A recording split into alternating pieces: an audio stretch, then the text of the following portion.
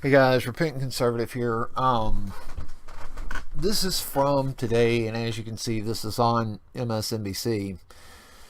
Now, there's a few things I know that are wrong with this. Primarily, it's here. Okay. Given what I understand of his discharge and everything else, this is the first flag to me that tells me that there is a serious disconnect between the U.S. military and the Texas Department of Public Safety, and if it's that severe, he wouldn't have been flagged for no gun ownership. Okay, doesn't matter what Greg Abbott says at this point. Okay, now I'm what you would consider an Abbott fanboy. Okay, much like I was a Perry fanboy. Okay, but here's what I've got highlighted and outlined for you. Kelley worked briefly over the summer as an unarmed night security guard at a Sutherland water park in New Braunfels, the company said in a statement. The company also said that Kelley passed a Texas Department of Public Safety criminal background check before beginning work there. A spokesman said that Kelley was fired in July as the season was reaching its peak because he was not a good fit. Okay.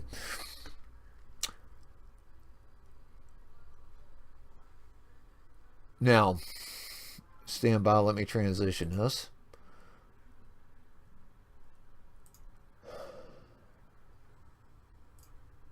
Can't transition direct.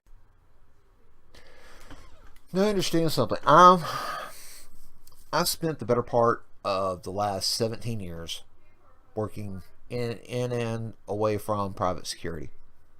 Better part of 17 years. Okay, since I was discharged from the Navy. The difference is that I wasn't convicted of Class A misdemeanor under the military code of or the Uniform Code of Military Justice. Okay. I wasn't brought up on a courts martial. Okay.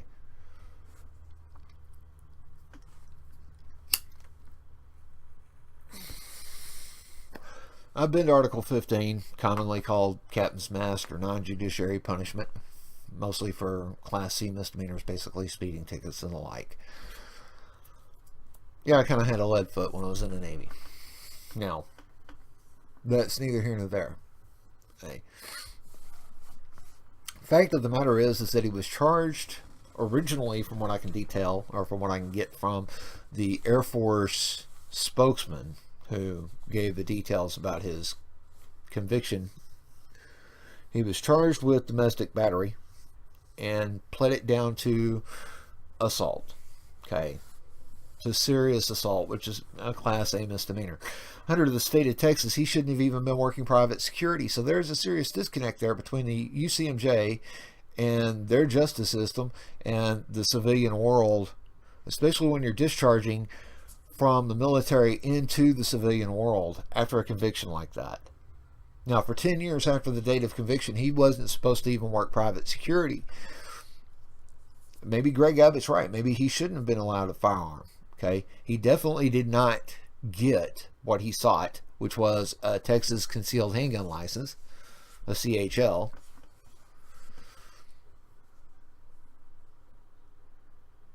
But he did get an unarmed security job over the summer, and maybe that not a good fit statement is Slitterbind's saving face for when they say, well, at first he passed it and then he failed it. And that may be the case. Maybe his military records came into him. I don't know. Okay. But I do know that they're supposed to either check through DPS or check through a private firm who does background investigations on people. And yes, it doesn't matter who you are. If you live in the U.S., you're probably in one of these systems. You go pay, I think, like $4.99. You can search your own name. Come up with your entire history, basically. Okay. Certain features cost a little more. These companies are supposed to be paying that, especially if they're hiring in-house security. So private security and in-house security are two separate things. Private security is provided by a third-party contractor, and in-house security is provided by the company that runs the business. Okay, most of your in-house security is going to be your hotels and your self-contained held businesses that don't feel like shelling out $17 per man hour, and the guards are only getting paid $8.25 an hour to stand there looking stupid.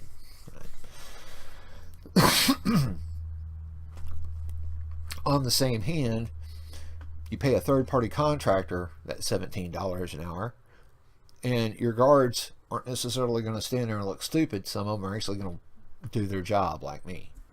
Okay. We choose to work for a third-party contractor because there's a whole lot less hassle, and we don't have to answer nearly to as many people above us. Okay. Our bosses handle the corporate side of the business, which means they deal directly with the corporate heads, and we go do our jobs. We observe and we report. Okay.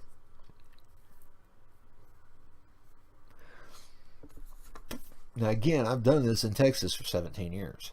Okay. On and off for 17 years. I've taken breaks from doing it in Texas for various reasons. Okay.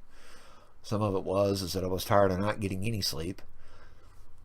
Some of it is that I was tired of not making enough money. A multitude of reasons for this. But these are the cases. This is the situation.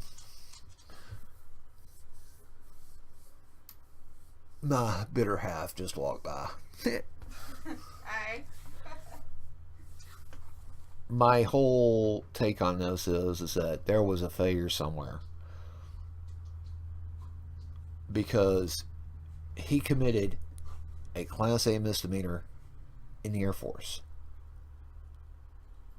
that caused him to get a bad conduct discharge.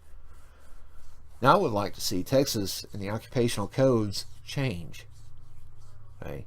Where if you got anything less than a general other than honorable, or general under less than honorable, was what the condition is. If you didn't receive at least a general discharge, you're not going to work private security. I'd love to see the gun laws changed where if you received less than a general discharge,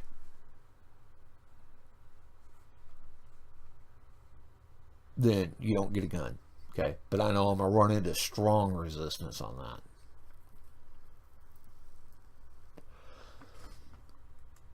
Not everybody discharged from a bad conduct discharge should be barred from owning a gun. Okay. But maybe, just maybe, they should. Okay. This guy had an ongoing conflict with his family. It comes out of the same article I was reading there. Okay.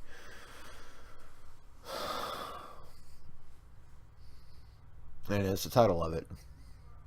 Texas massacre followed domestic situation involving gunman's family. His mother-in-law had attended the church. That's the title of the story.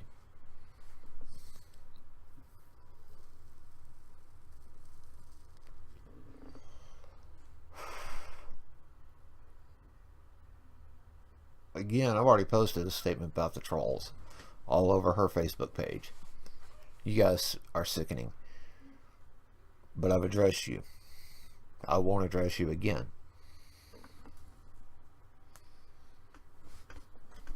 However, if the Air Force failed to report to Texas that he'd been convicted of a Class A misdemeanor under Texas statutes, the Air Force is responsible for this.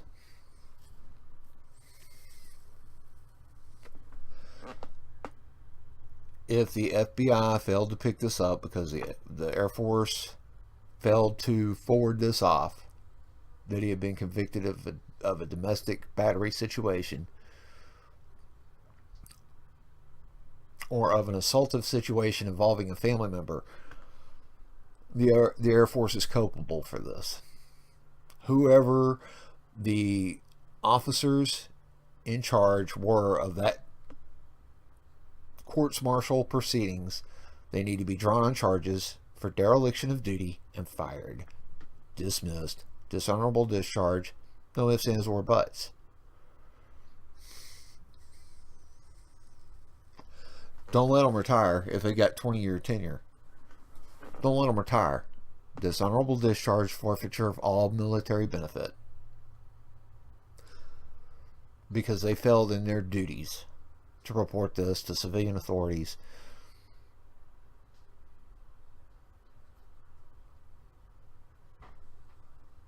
And it's not going to be that difficult to pull these proceedings to find out who these individuals were.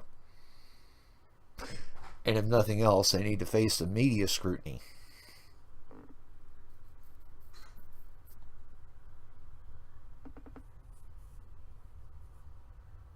I blame the gunmen and I blame the Air Force, because those are the only two that can be held culpable in this. The Air Force because they let somebody slip through the cracks that they knew shouldn't slip through the cracks. And the gunman because he pulled the trigger.